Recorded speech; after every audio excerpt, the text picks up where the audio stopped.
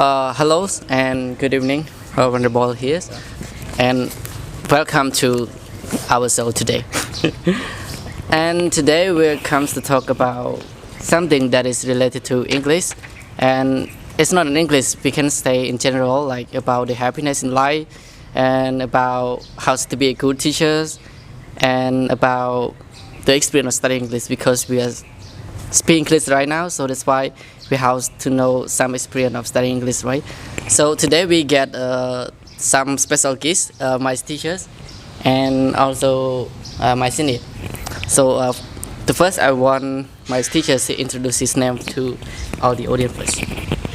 Yes, good evening, Ball, and good evening, audience who is watching this video. So my name is Wanda.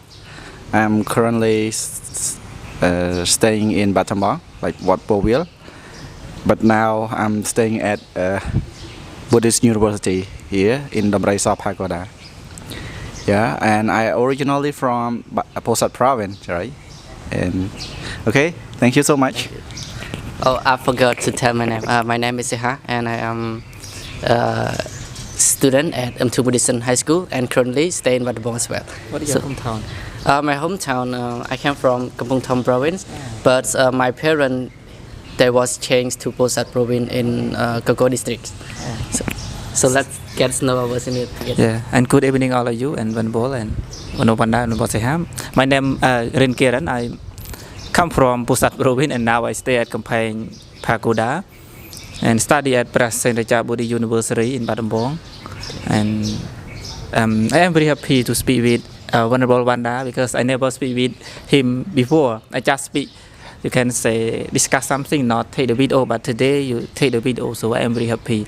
Yeah, I think that I get a lot of idea from him as well. Yes, thank you. So as I said at the moment, we have three topics that we're gonna discuss today. But firstly, I would like to prioritize our teacher first. I want to know something related to his experience of studying English, or what was his like when he studied English.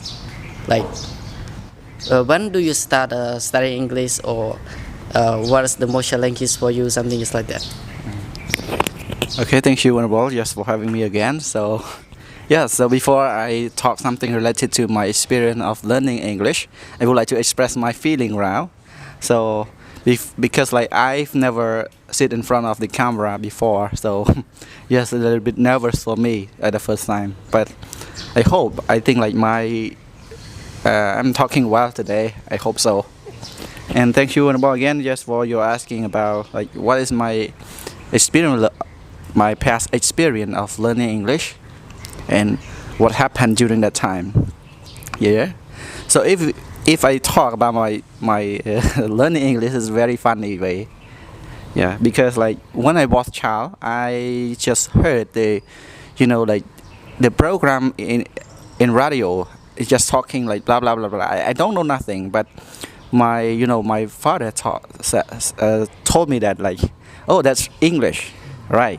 So like it's very funny at the time. So I know nothing about English, but my feeling, my heart is like one day I will speak English fluently like that, and I want to know English. And after that, my father just like the tradition of the village in my hometown, like the older always told something or always teach something about what they know to their children, to their kid. So my father taught my sister like A B C D E F like that. So because of that, that experience that I can learn ABC until Z, I just only 6 years old. Yeah, yeah. Just I know ABC since 6 years old because my father taught my sister.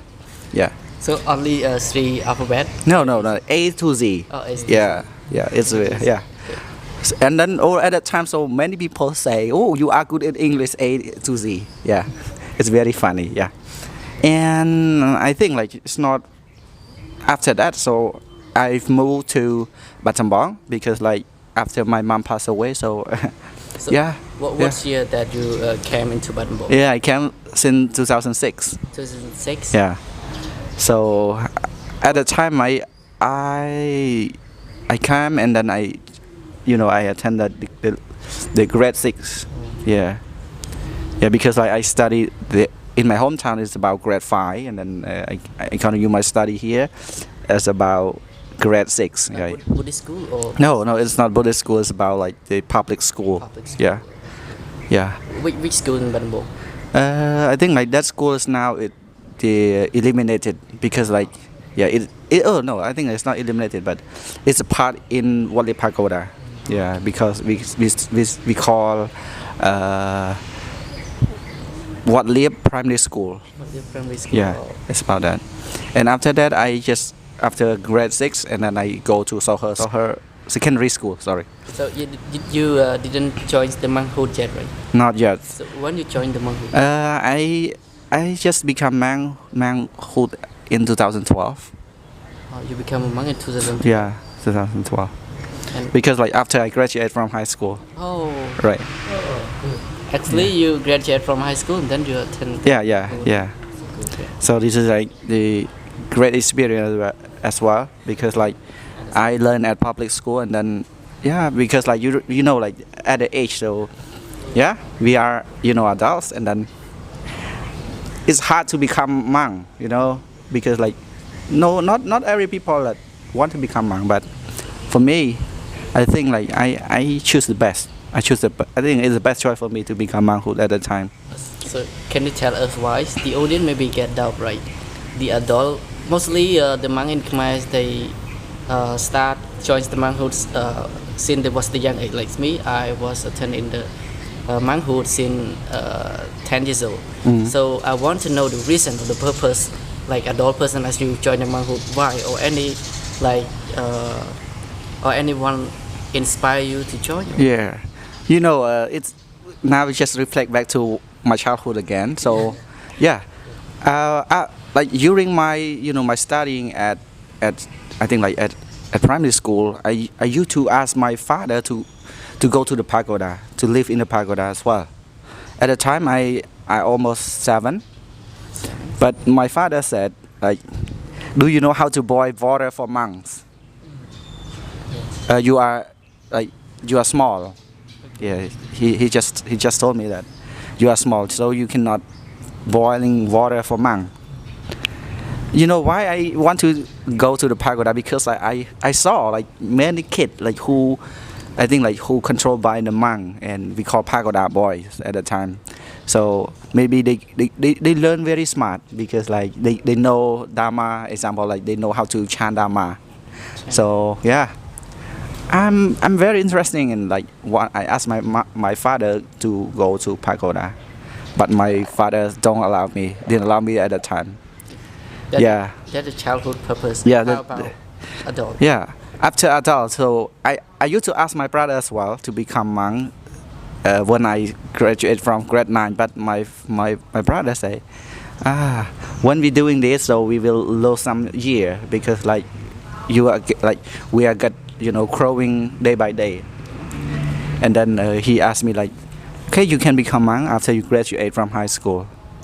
Yeah, and the purpose is I think like many reasons, because like this is the reason of like many monks in Cambodia is about like because like our families come from the farmer, and we have I think like our financial not I think that it's limited for us to continue our university life.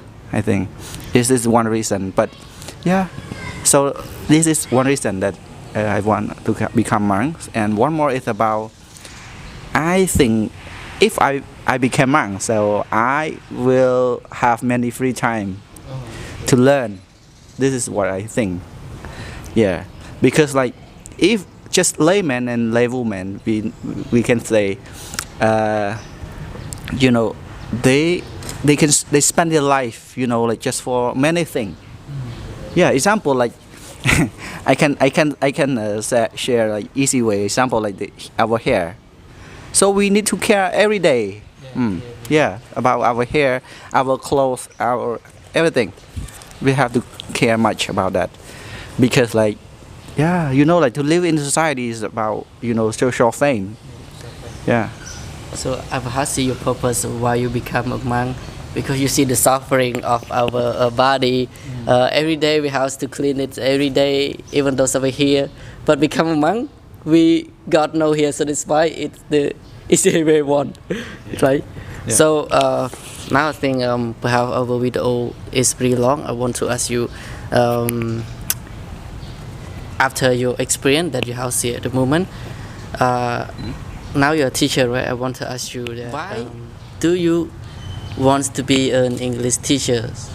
Like your first purpose before you become an English teacher. Thank you, Venerable, so much for your question. I think like this is the good question ever. You know, I am the one who don't like teacher. Well, not don't like teacher, but don't want to be a teacher. I never told myself I am a teacher, because like teaching others is not easy, you know. Yeah. So I think it started from 2015 when I was starting I start learning English at the first time. This is because like, yeah, before I used to learn English I think like almost everywhere in Battambang, I think like in a town, maybe just say USA or something like that. But I just spent almost a month or a week to learn. But the more I don't blame the way they teaching is very boring, because this is my nature. I think my nature is like about to learn something new but more interesting. Yeah. Yeah. So it means that your destiny is not a fit to those teachers. So that's why you cannot get the knowledge from them, right? Yeah, I think like it's about that, or I think like it is my nature. I don't blame to them, because like they're all good. So yeah. Yeah. So as now you're a teacher, so which teacher that give your destinies to be an English teacher? Yeah. So if I talk about teachers, so in 2015, so the SBUBB SLUB, we can say Skill and Language Education Program, they just opened English part-time at the first time in 2015. I heard that information from my fellow monks who stay with me, and SBUBB SLUB is open for English part-time now. So, do you want to go? Do you want to study with us? And then I just say, I just to see, what happened if I go there? This is just only want to taste, you know. I think I just want to taste like what was that. And then, yeah, just start from that time. So, you know, I interested in learning English because like my teacher is very funny. I can say at the time I come to class not for studying, for learning, but for laughing, because like the way he talk, the way he teach is very funny way. Yeah, I like the funny way of learning. Can you tell his name or her name? I think like it's anonymous. I think like we should hide his name, Okay. because like yeah. Thank you. Okay, yeah. Thank you. So I have a little bit question I want to ask you. Like, you're a teacher right now, and you have talk about the purpose that you become a teacher, and as you are involved in the lives of the teachers right now, when you teach the student, what's the most challenges for you when you are teaching your student?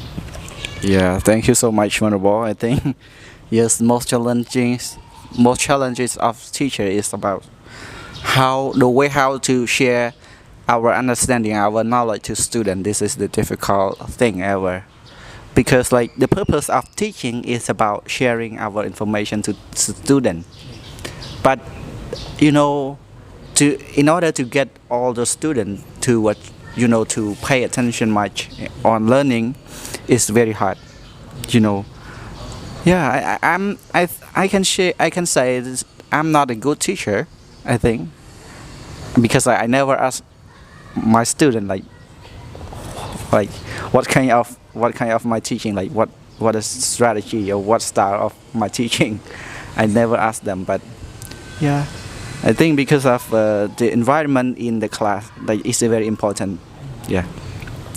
You are not good, but you are the best. I don't think so. Yeah. Do you want to know the answer right now? You're a good teacher or not? Yeah. Like, you want, right? my personally, I'm your student, so that's why I think the way you're teaching is interesting. Like, uh, as I ever said in the video, in the earliest video, that you give me the foundation of speaking, right? So I love your strategy of teaching. So when you teach, I feel like understandable and easy to understand the lesson. So that's why I that has asked you to give me some advice or the audience that they wants to be an English teacher in the future as me, right? So yeah, and then in addition, I want to ask you that, for example, if your class have got one student he's like talk too much outside the lesson, can say that very talkative. How could you deal with them, or how could you deal with him or her? Yeah. Thank you so much, Venerable, for that question. So, yeah, I think not just only English class, but every class or every classroom in the world. Maybe we would have like the one who always talkative in class, but the strategy is, I think, like it's simple. I always say that like people have their purpose. Yeah. Example, like they come to class and then they become talkative. What's happened for them? Like it's like we might just find out what is the challenge, what is like the problem, what is the matter, why they become talkative. Example, like one student, before they start, they just humble and they don't talk anything, but after that they become talkative. Or some people, like the first time they very active, but after that they become humble and they don't want to talk anything. So this is, if we are a teacher, I think we should find out what's the problem. Yeah. And for myself, I personally I think like I used to ask myself, like, this is the problem of my teaching, or is about like the way that I manage the class is not, I think that it's not like a very good or not, I think like that. Yeah. But the way that I deal with all those students is about like, yeah, easy way is like to ask them somehow. Example, like if they talk much, and then I just ask, hey, could you share those information to me? And then they just talk to me, and then, okay, so now let's skip that and then just tell me later. This is my strategy, that I'm not stopping them, so I don't stop them, but I just ask them, Try to decide. Yeah. What's their problem? Yeah. Thank you. So, I think that is very long in this video. So now, as my teachers and he's also tell about his experience or any strategy that he's teaching at the moment. I think you might got right, and I got to the ways to deal with the talkative person, or if we want to deal with them, we not try to stopping them immediately. He said at the moment, just try to emphasize what the issues or what the problem, and try to help them out, just like that. This is the best way one that I have learned from you, and I think this video is kind of the long one, right? Actually, we have a lot of thing and idea want to talk more, but to avoid all the audience is boring, we want to say goodbye and see you in next video.